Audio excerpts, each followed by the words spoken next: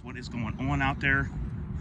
There's a topic that's been on my mind for a while that I've really wanted to talk about and give you guys my thoughts and opinions, and maybe it'll help you in how you do things. It's going to be hard to start this right now at this time, but if you're like a lot of gun guys and you had stored up arms, ammo, and magazines, this is going to help you to think about that in maybe a slightly different way than what you usually think of. Now, let's just kind of go with the obvious.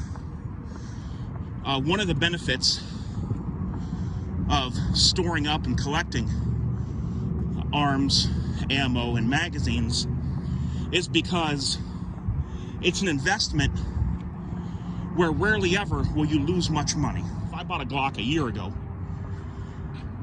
and I want to sell it today, I'm going to lose a little percentage off the top. The taxes I paid and maybe $50 off the top. Now, right now, in this climate, I think some guys are selling them more used than what they cost new. So you also have to consider that as well. So unlike electronics, computers, video games, I like all that stuff.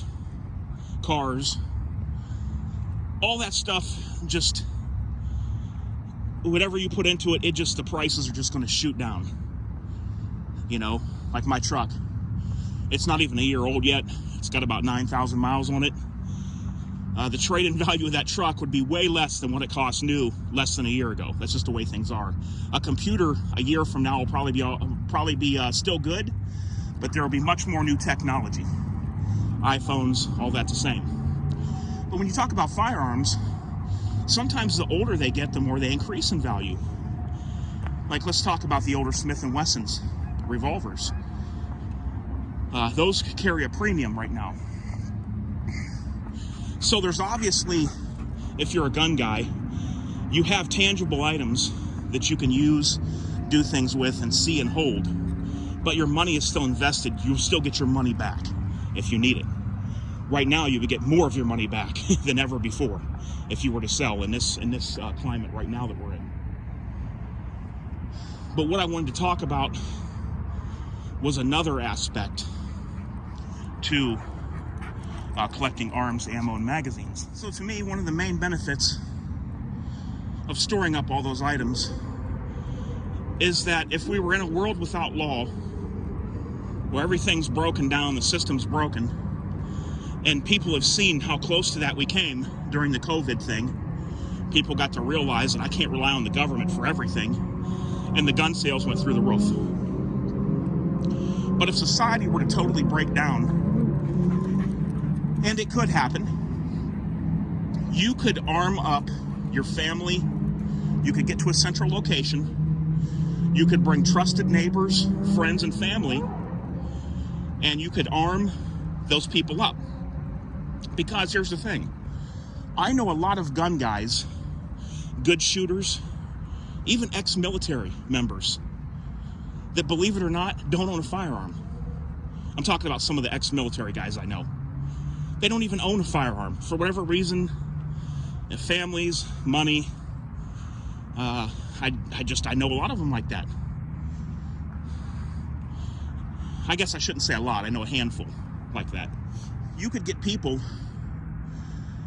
that know how to shoot, and you could all gather to a central location and hopefully have prepped food and water and things like that, because you don't want to forget that. There's also occasions where your family and friends may be shooters and have firearms, but they didn't stock ammo. I know a lot of people like that.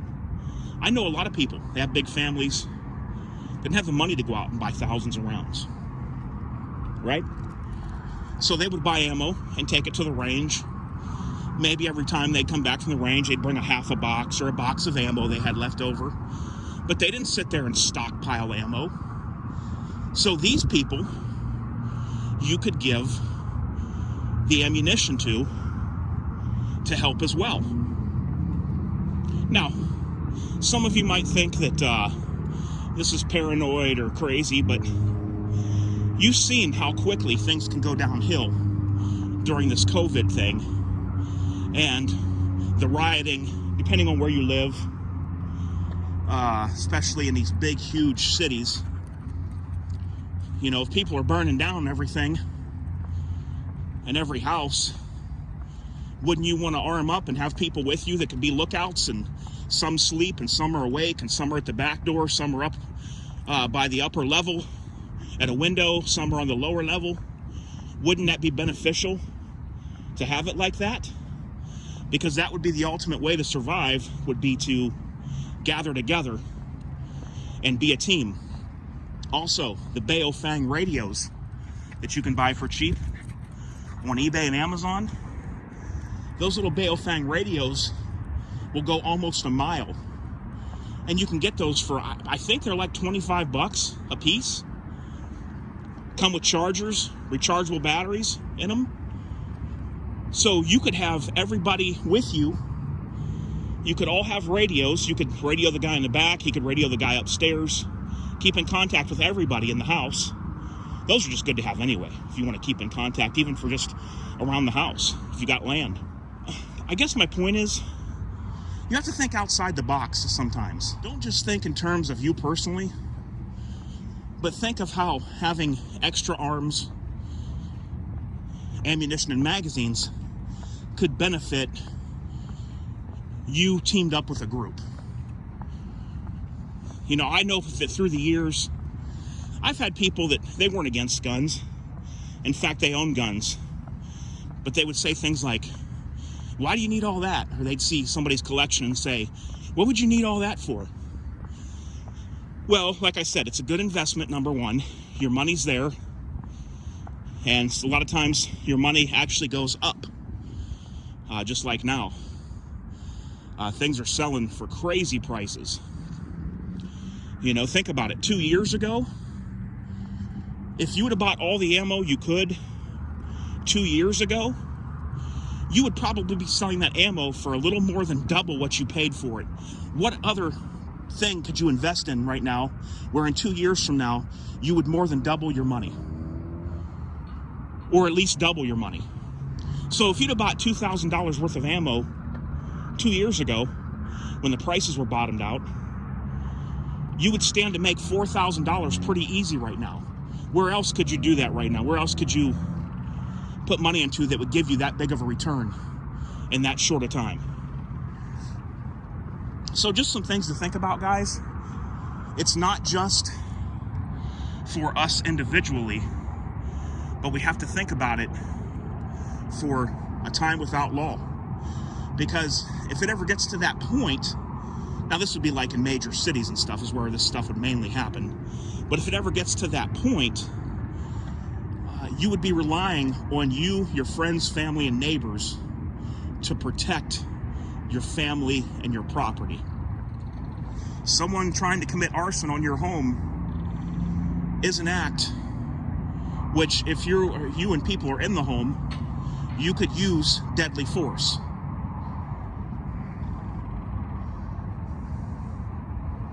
So if somebody's going around trying to burn not only businesses but homes, you could protect yourself and have that whole home covered. So I'm just saying, you have to think outside the box a little bit and think about how it could benefit you and your families and friends and neighbors. I hope that made sense, guys. Let me know what you think in the comments below, and we'll talk to you real soon. DOF, Ziva and Agar. Ziva's at home laying down. We're waiting to see right now if she's got any puppies in her. They're still separated right now because she's just coming out of her heat. Waiting to see if she's got puppies, because she bred to one of them. Her and Agar, he's a little tall and the breeding just wasn't working out right. And I took her and had a European import, solid black male, one of the most impressive black coat German Shepherds I've ever seen. I'll try to insert a picture of that dog right now.